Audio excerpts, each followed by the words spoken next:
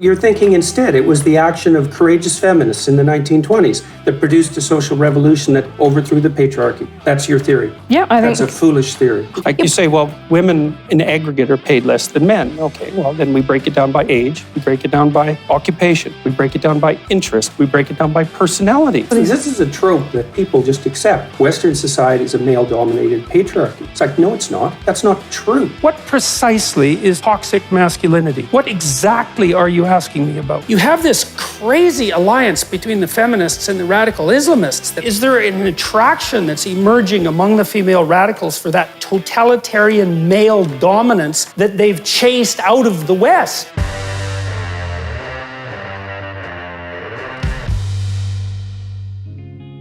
You say in the book, there is masculine order and feminine chaos.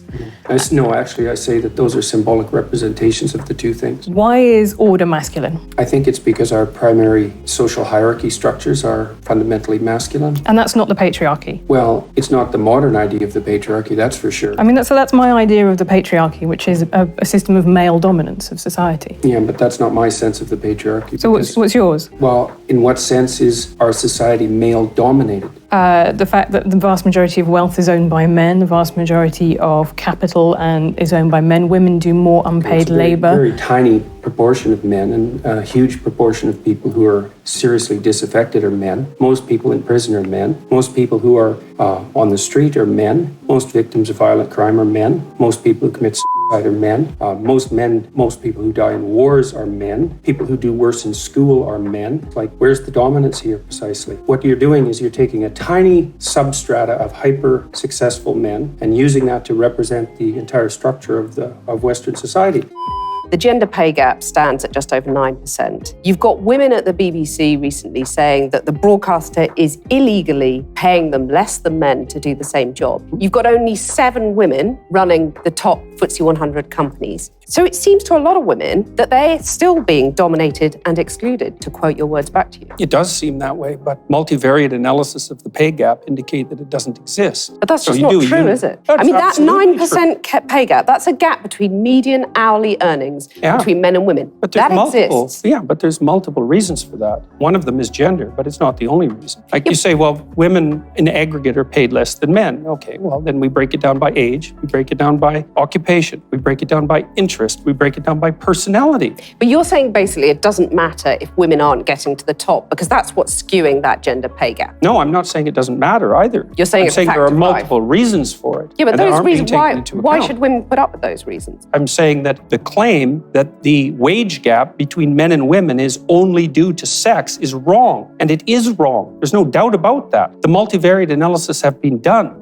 That for a very long time, we understood how dangerous that sort of drift towards totalitarianism is. Why do we walk away from people we can trust, warning us of the consequences? Look, there's a claim that the West is an oppressive patriarch, and so that's actually true. The problem with the claim is that it's not just an oppressive patriarch, and there's a big difference between something being completely something and something being partly something, because one of the things you might point out is that you can look at human history anywhere, and what you see is a complete bloody nightmare. It's death and struggle and privation and war and horror everywhere, with some progress, some ability of us to pull ourselves out of the mire, and the West is the same. There's plenty of catastrophe in our past of all sorts, and I think it's necessary to know that. But then it's necessary to separate the wheat from the chaff. It's like, well, of course it's a bloody nightmare. What do you expect? It's like, what's your point? We're gonna burn it down and then we're gonna have something better as a consequence? Well, not so easily, not so quickly. Maybe we read our history carefully and we think, okay, well, what did we get right? Well, the sovereignty of the individual, that's pretty good. The fact that you have right to property, that's pretty good. You can argue about the limits on that, but what are we gonna do? We're gonna throw all that away with the statement that we live in an oppressive patriarchy. And then we're gonna be left with nothing. And what good is that? But I could say equally well that most rape victims are women. Terrible things happen to people of both sexes. And you could say that with perfect utility, but that doesn't provide any evidence for the existence of a male-dominated patriarchy. Well, it just means that terrible things happen to both genders, which they certainly do. But there are almost no women who rape men, for example. So that is an asymmetry there in sexual violence. There's an asymmetry in all sorts of places, but that doesn't mean that Western culture is a male-dominated patriarchy. The fact that there are asymmetries has nothing to do with your basic argument. No, but you might This is a trope that people just accept. Western society is a male-dominated patriarchy. It's like, no, it's not. That's not true. Even if it has a patriarchal structure to some degree, the fundamental basis of that structure is not power, it's competence. That's why our society works. It's only when a structure degenerates into tyranny that the fundamental relationships between people become dependent on power. If you hire a plumber who's likely to be male, it's not because there's roving bands of tyrannical plumbers forcing you to make that choice. And it's the case with almost every interaction that you have. It's not a consequence of being dominated by anything that's tyrannical.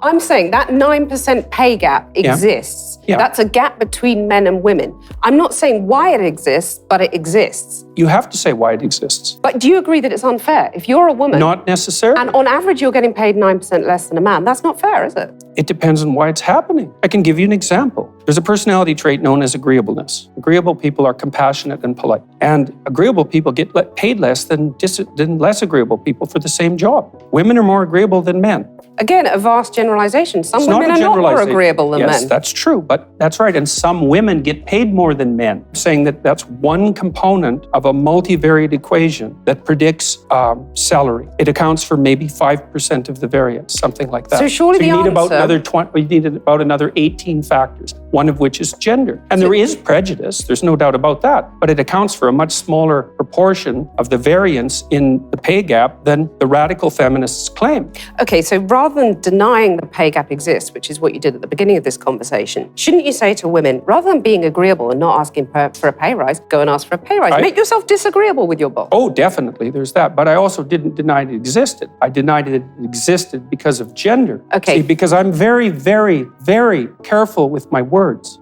We look at our history and we take responsibility for it. We think, okay, well, here's some things that need to be fixed. There's plenty of them, and we'll go fix them. And there's something to be said for a bit of humility as well. You really think that you're capable of making large-scale social transformations and getting it right, do you? You really think that? You're 25, you're 30, you're 40, I don't care, you know? What makes you think you're smart enough to pull off something like that? It's very, very difficult. Very, very, very difficult to take a system that works not too badly and to do anything to it that doesn't make it worse, much less to radically reconstitute it and make it better. That's really hard. So, you know, if you're upset about your culture, well, maybe you could think of some small ways that are local that you could go out and improve it.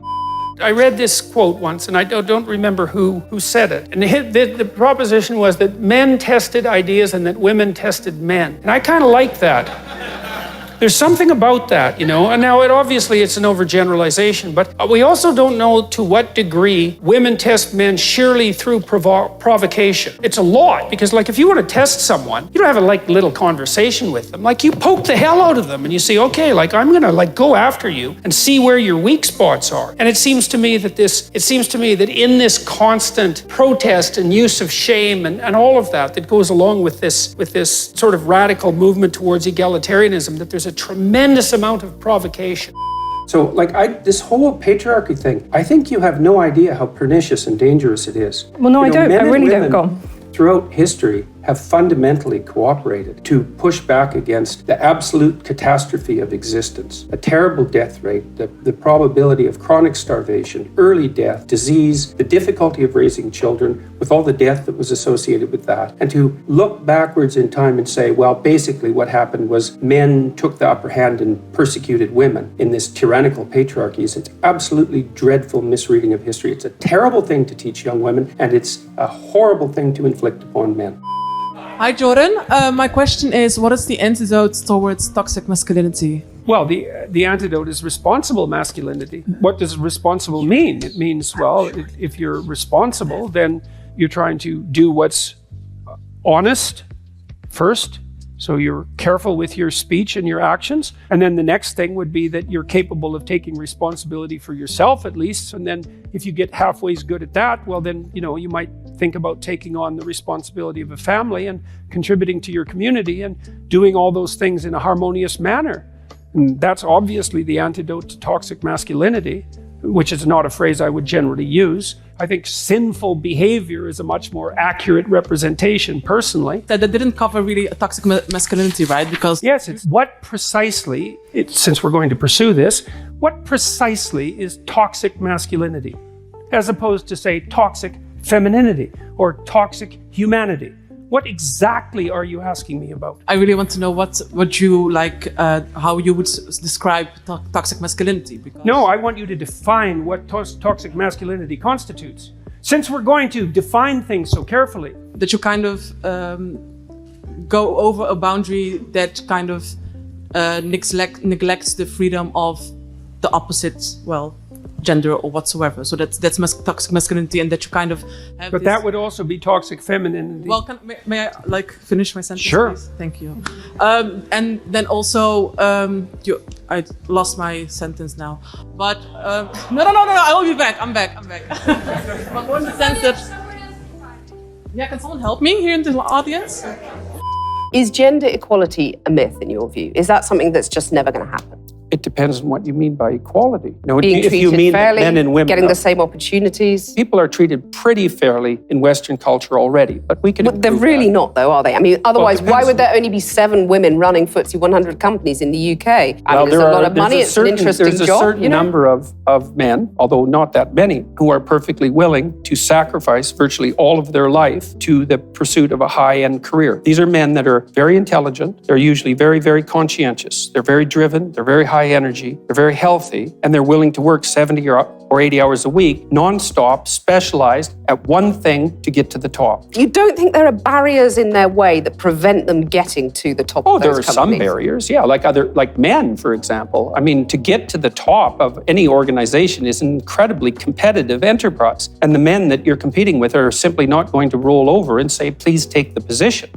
And sometimes I think, because one of the things that I've really tried to puzzle out, you have this crazy alliance between the feminists and the radical Islamists that I just do not get. It's like the feminists, it's like why they aren't protesting nonstop about Saudi Arabia is just completely beyond me. Like, I do not understand it in the least. Is there an attraction? Is there an attraction that's emerging among the female radicals for that totalitarian male dominance that they've chased out of the West? And I mean, that's a hell of a thing to think, but I am psychoanalytically minded, and I do think things like that. Because, I just can see no rational reason for it. The only other rational reason is that, the West needs to fall, and so the enemy of my enemy is... The enemy of my enemy is my friend. Yes, exactly. I'm not going to shake my suspicion about this unconscious balancing, because as the demand for egalitarianism and the eradication of masculinity accelerates, there's going to be a longing in the unconscious for the precise opposite of that, right? The more you scream for equality, the more your unconscious is going to admire dominance. And then again, our culture, our Western culture, which is by no means perfect and certainly has tyrannical elements like all cultures do, is the least tyrannical society that's ever been produced, and certainly the least tyrannical society that exists now. So where's the patriarchy exactly in all of this? Okay, well, let's go through it. I'm writing a book about feminism in the moment. Until 1919, there were professions that women were barred from. They simply were not allowed to do it. Until 1880s. Why would you blame men for that? Because who was in those professions? Who was guarding entry to those professions? What do Who you was think- worried what about do you losing think their it was status if emanci- women became What do you think it was doctors? that emancipated women in the 20th century, just out of curiosity? Well, a couple of different things. I think it was technology. I think it was the pill helped enormously Okay, so because when it did that- gave when people... was that developed? Well, in the 60s. Right, so that wasn't 1919. No, but I also think it was a About series tampons. of legal changes that started in Britain with the Married Women's Property Act, which said for the first time women are full legal beings under the law. They can own property. You're thinking instead it was the action of courageous feminists in the 1920s that produced introduced a social revolution that overthrew the patriarchy. That's your theory. Yeah, I think That's a foolish theory. Why would you even want to look at history like that? Like, what's your goal? because I think the people who don't look at history are condemned to repeat it, and I think that we are. What are we gonna do? Repeat the persecution of women? Do you think that's a realistic possibility? Yeah, we're sitting here. How do you see that? We're sitting happening? here in America, right, where we've just had a 5th judge appointed to the Supreme Court who is now anti-abortion, is now conservative. I think that abortion rights are absolutely fundamental to women being able to function as full humans in society. Yeah, well, good luck with that, I suppose. It's a living. Like, there are lots of people who agree with me. There are lots of people clearly who agree with you. I wanted No, to. there are just a lot of people, I would say, who are coming to listen to what I say because they're sick and tired of having their desire to move forward in the world and to achieve something and to take their place as adult males, let's say, who are under the weight of accusations that their ambition and forthrightness is a manifestation of something that's fundamentally tyrannical. They're not happy with that. It's not doing anyone any good, and it's also not true. It's really a terrible thing to do to young men. And it's happening all the time. That's why they're bailing out of universities like mad. There won't be a man left in the social sciences in 10 years in the universities, and it's no bloody wonder. It's an unhospitable place. And it's unhospitable precisely because of this doctrine. Said that throughout history, the fundamental relationship between men and women was one of power, essentially slavery. It's like, fine, believe it if you want. It's not going to do your relationships any good, I can tell you that. So. Okay, well,